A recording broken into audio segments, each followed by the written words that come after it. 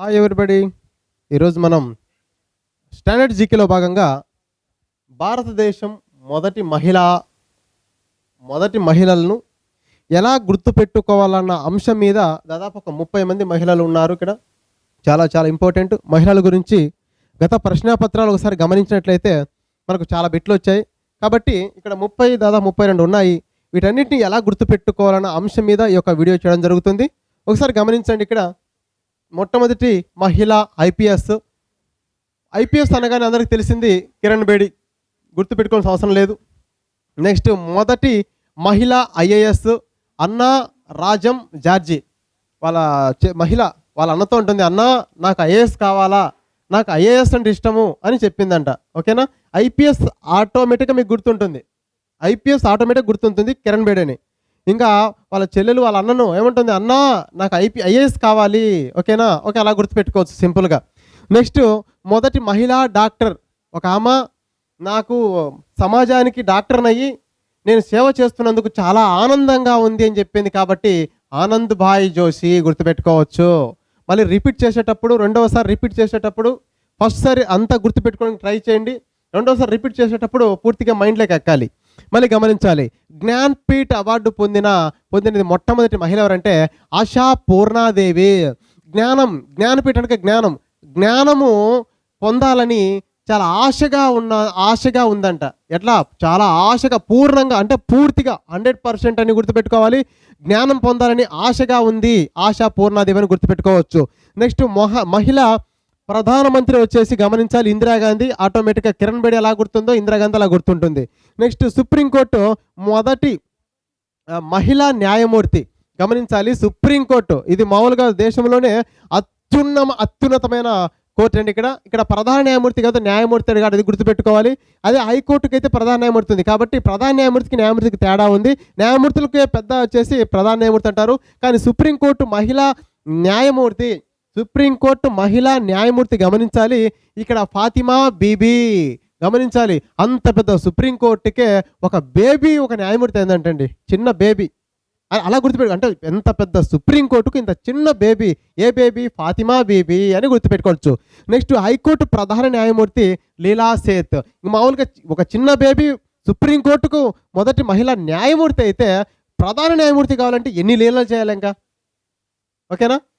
ఎవరైతే లీలలు చేస్తారో ఆ లీలలు చేసే వారికి ఏమొచ్చిందంటే హైకోర్టు ప్రధాన న్యాయమూర్తి పదవి వచ్చిందని గుర్తుపెట్టుకోవచ్చు. ఓకేనా. మీరు కూడా మీ హైకోర్టు ప్రధాన న్యాయమూర్తి కావాలంటే మీరు కూడా ఒక లీలలు చేస్తే కంపల్సరీగా మీరు ప్రధాన న్యాయమూర్తి కావచ్చు హైకోర్టుకి. కాబట్టి మన లీల చేసింది కాబట్టి లీలాశేతని గుర్తుపెట్టుకోవచ్చు, అది కూడా హిమాచల్ ప్రదేశ్కి. నెక్స్ట్ మొదటి మహిళా పైలట్ అంటే విమానం నడిపే వ్యక్తి కదా, పైలట్ అంటే ఇక్కడ దుర్గా బెనర్జీ. దుర్గామాతకు నమస్కారం పెట్టుకొని దుర్గం అంటే కొండ కదా, కొండంత ఎత్తు ఎగరాలి. నేను పైలట్ అంటే విమానం ఎగురుతుంది కాబట్టి దుర్గమంత ఎత్తు ఎగరాలి. దుర్గా బెనర్జీ దుర్గాదేవిని పూజించుకొని ఆమె ఎక్కిందంట అని గుర్తుపెట్టుకోవచ్చు. నెక్స్ట్ సాహిత్య అవార్డు పొందింది. సాహిత్యము ఇక్కడ అమృత కౌర్. సాహిత్యం ఎలా ఉండాలి? అమృతములాగా ఉండాలి. అప్పుడు ప్రతి ఒక్కరు కూడా వింటారు. ఓకేనా. సాహిత్య అవార్డు పొందినది అమృత ప్రీతం. అది కూడా అమృతంలాగా ఉండాలి. ప్రియతం అంటే ప్రీతికరంగా ఉండాలి. అది సాహిత్య అవార్డు. సాహిత్యం అనగానే అమృతంలాగా ఉండాలి. నెక్స్ట్ ప్రీతికరంగా ఉండాలి. అమృత ప్రీతం అని గుర్తుపెట్టుకోవచ్చు. నెక్స్ట్ మొదటి మహిళా మంత్రి, మొదటి రాయబారి. నెక్స్ట్ యుఎన్ఓ జనరల్ అసెంబ్లీ, మొదటి మహిళా ప్రెసిడెంట్. ఓకేనా. మహిళా ప్రెసిడెంట్ మొత్తానికి కూడా విజయలక్ష్మి పండిట్. ఎలా గుర్తుపెట్టుకోవచ్చు? మామూలుగా మహిళా మంత్రి పదవి ఇచ్చారంట. మంత్రి పదవి అది ఏ రాష్ట్రానికంటే ఉత్తరప్రదేశ్ మొట్టమొదటి మహిళా మంత్రి. ఓకేనా. మహిళా అంటే రాష్ట్రానికి మంత్రి. అయితే ఆమె విజయం సాధించిందంట. విజయం సాధించింది కాబట్టి విజయలక్ష్మి గుర్తుపెట్టుకున్నాం కదా. మంత్రి పదవి ఇస్తేనే విజయం సాధించింది కాబట్టి ఇతర దేశానికి రాయబారిగా పెడదామంటే రాయబారిగా పెట్టారు. అక్కడ కూడా విజయం సాధించింది. ఇంకా ఒక దేశానికి కాదు, ఇంకా అన్ని దేశాలు ఎక్కడ ఉంటాయండి? జనరల్ అసెంబ్లీలో అన్ని దేశాలు ఉంటాయి కదా, అన్ని దేశాలకు పంపించారంట యుఎన్ఓకు సంబంధించి. అక్కడ కూడా విజయం సాధించింది. కాబట్టి విజయలక్ష్మి పండిట్ ఎలా గుర్తుపెట్టుకోవాలి? మంత్రి పదవి ఇస్తే విజయం సాధించింది. ఇలా సాధించిందని ఏం చేశారు, వేరే దేశానికి రాయబారికి పంపారు, అక్కడ విజయం సాధించింది. ఇంకా అన్ని దేశాలు ఎక్కడ ఉంటాయంటే యూనివర్లు ఉంటాయి కాబట్టి అక్కడ జనరల్ అసెంబ్లీకి కూడా ప్రెసిడెంట్గా పంపిస్తే అక్కడ విజయం సాధించింది కాబట్టి ఈమె విజయలక్ష్మి పండిట్. నెక్స్ట్ రాష్ట్రపతి అయిన తొలి మహిళ ఎవరికైతే, మామూలుగా రాష్ట్రపతి ఎవరండి, మొట్టమొదటి మన దేశ ప్రథమ పౌరుడు ఎవరండి, రాష్ట్రపతి. అదేవిధంగా మన రాష్ట్ర ప్రథమ పౌరుడు గవర్నర్. అలాంటి దేశానికే ప్రథమ పౌరుడు కావాలంటే ఎంత ప్రతిభ ఉండాలి గమనించండి, ప్రతిభా పాటిల్. నెక్స్ట్ మొదటి విదేశాంగ మంత్రి. విదేశాంగ మంత్రి అంటే విదేశాలు చూడడానికి నాకు చాలా అవకాశం వచ్చిందని ఆమె, నేను సుష్మా స్వరాజ్ నేను చూసి వస్తాను కాబట్టి ఏమ్మా సుష్మా స్వరాజ్ గారు మీకు ఏ శాఖ కావాలంటే నా పేరు సుష్మా స్వరాజ్ కాబట్టి నా పేరులో నేను చూసి వస్తాను. ఏం చూసి వస్తాను, విదేశాలు చూసి వస్తాను కాబట్టి విదేశాంగ మంత్రి చూసి వస్తాను సుష్మా స్వరాజ్. గమనించండి, ఒక సైడ్ మొత్తం అయిపోయాయి. మళ్ళీ ఒక్కసారి మనం రివిజన్ చేసినట్టయితే, ఫాస్ట్గా రివిజన్ చేసినట్టయితే ఇప్పుడు నేను చెప్పింది మీ యొక్క మెదడుకు ఎంతవరకు చేరిందో మీరే ఒకసారి చూడండి. మొదటి మహిళా ఐపీఎస్ కిరణ్ బేడి, ఆటోమేటిక్ గుర్తుంటుంది. ఇంకా ఐఏఎస్ అంటే ఒక అన్న, వాళ్ళ అన్న అడుగుతా, అన్నా నాకు ఐఏఎస్ అంటే ఇష్టమని, అన్నా రాజం జార్జ్. మొదటి మహిళా డాక్టర్, నేను డాక్టర్ అయినందుకు చాలా ఆనందబాయి జోషి. నెక్స్ట్ జ్ఞానపీఠ్, ఆశ, నాకు జ్ఞానం కావాలని చాలా ఆశగా ఉంది. ఎటువంటి ఆశ, పూర్ణంగా, అది 100% అని అంటే ఆశా పూర్ణాదేవి. మహిళా ప్రధానమంత్రి ఇందిరాగాంధీ గుర్తుంటుంది. సుప్రీంకోర్టుకే ఒక మహిళా న్యాయమూర్తి, ఒక పెద్ద సుప్రీంకోర్టు, ఒక చిన్న బేబీ ఏందంట, ఫాతిమా బేబీ. అదేవిధంగా హైకోర్టు ప్రధాన న్యాయమూర్తి కావాలంటే ఎన్ని లీలాలు చేయాలా, లీలాలు చేస్తేనే హైకోర్టు ప్రధాన న్యాయమూర్తి పదవి వస్తుందంటే మీరు కూడా ఎన్నో లీలలు చేస్తారు. లీలా సేతు. మొదటి పైలట్, దుర్గమంత పైలట్ అంటే విమానం నడిపే వ్యక్తి కదా, దుర్గమంత ఎత్తు ఎగరాలి, దుర్గా బెనర్జీ. నెక్స్ట్ సాహిత్యం ఎలా ఉండాలి, అమృతంగా ఉండాలి, ప్రీతికరంగా ఉండాలి. అమృత ప్రీతికరంగా అంటే ప్రీతం. నెక్స్ట్ మొదటి మహిళా మంత్రి, రాయబారి. నెక్స్ట్ యుఎన్ఓ జనరల్ అసెంబ్లీకి విజయలక్ష్మి. అన్నిటిలో విజయం సాధించింది ఆల్రెడీ చెప్పాను. మంత్రి గాను, రాయబారి గాను, యుఎన్ఓ జనరల్ అసెంబ్లీ ప్రెసిడెంట్ గాను విజయం సాధించుకుంటే విజయలక్ష్మి పండిట్. నెక్స్ట్ రాష్ట్రపతి కావాలంటే, అంత పెద్ద మంచి పదవి కావాలంటే ప్రతిభ ఉండాలి. ఫస్ట్ ఆఫ్ ఆల్ ప్రతిభా పాటిల్. మొదటి మహిళ విదేశాంగ మంత్రి, విదేశాలు చూడడానికి నేను సూచిస్తాను అని చెప్పింది కాబట్టి సుష్మా స్వరాజ్ని పెట్టడం జరిగింది. అలా అటువైపు ఇటువైపు మళ్ళీ నేర్చుకుంటాం. ఇక్కడ మొదటి మహిళా హోంశాఖ మంత్రి సబితా ఇంద్రారెడ్డి. ఏమొచ్చేసి రాజశేఖర రెడ్డి హయాంలో ఆయన సీఎంగా ఉన్నప్పుడు విదేశాంగ మంత్రి కావడం జరిగింది. అది మన రాష్ట్రానికి, ఉమ్మడి ఆంధ్రప్రదేశ్కు చెందిన వ్యక్తి. ప్రజెంట్ వచ్చేసి ఆమె తెలంగాణ ప్రాంతానికి వెళ్ళిపోయింది. నెక్స్ట్ ఎవరెస్ట్ అధిరోహించినది ఎవరండి, బచ్చేంద్రి పాల్. ఆమెన్నది నేను బచ్చి అంటే హిందీలో ఏమంటే, బచ్చి అంటే ఆడపిల్ల, బచ్చే అంటే పిల్లవాడని. ఓకేనా, బచ్చిగా ఉన్నప్పుడు పాలు తాగేటప్పుడు ఎక్కినా అనేది అంటే అంటారు కదా, అంటే కొన్నిటిని చిన్నదాన్ని పెద్ద చేసి చూపుతారు కదా. నేను ఎవరెస్ట్ ఎప్పుడు ఎక్కిన తెలుసా, నేను బచ్చిగా ఉన్నప్పుడు పాలు తాగేటప్పుడు ఎక్కిన, బచ్చేంద్రి పాల్. నెక్స్ట్ స్పీకర్ అయిన మొదటి మహిళ ఏమండి, మీరా స్పీకర్ అయింది. మీరా అంటే నా పేరు మీరా కుమారి అని చెప్పింది ఆమె. మీరా స్పీకర్ అయింది అంటే నేనలే, మీరా కుమార్. మీరేనా స్పీకర్ అయింది అంటే మీరా కుమార్. ఈజీ గుర్తుంటుందండి. నెక్స్ట్ వచ్చేసి జిబ్రాల్టర్ జలసంధి. ఇంగ్లీష్ ఛానల్ ఇది అనేది, జిబ్రాల్టర్ అనేది ఒక జలసంధి అండి. అదేవిధంగా ఇంగ్లీష్ ఛానల్ అనేది గమనించాలి, అది స్టార్ మూవీస్ అది కాదండి, అది కూడా ఒక జలసంధి, ఒక చిన్న సముద్రం అండి. ఓకేనా, ఇది దాదాపు ఐరోపాకు ప్రాంతంలో ఉంటుందండి. ఐరోపా ఖండానికి ఆ ప్రాంతంలో ఇంగ్లీష్ ఛానల్ అది ఒక చిన్నపాటి సముద్రం. ఓకేనా, కాబట్టి ఇంగ్లీష్ ఛానల్ను ఈ దిన. నెక్స్ట్ జిబ్రాల్టర్ జలసంధి. ఈ యొక్క జిబ్రాల్టర్ జలసంధి కూడా ఈ యొక్క ఐరోపాకి, నెక్స్ట్ వచ్చేసి ఆఫ్రికాకి మధ్యలో ఉంటుంది జిబ్రాల్టర్ జలసంధి. ఈ రెండింటిని తొలిగా ఈదిన వ్యక్తి ఆరతి సాహా. ఆమె ఈదడానికి వెళ్ళేటప్పుడు ముందుగా ఏం తీసుకునేది, ఆరతి తీసుకునేదంట. ఎందుకు, సాహసం చేయడానికి. ఆరతి పెడతారు కదా, మళ్ళీ పల్లెం పెట్టుకొని ఒక దీపం వెలిగించి ఆరతి పెడతారు కదా, అటువంటి సాహసం చేయడానికి ఆరతి పెట్టారంట, ఆరతి సాహా. నెక్స్ట్ పద్మశ్రీ అవార్డు పొందిన మహిళ నర్గీస్ దత్.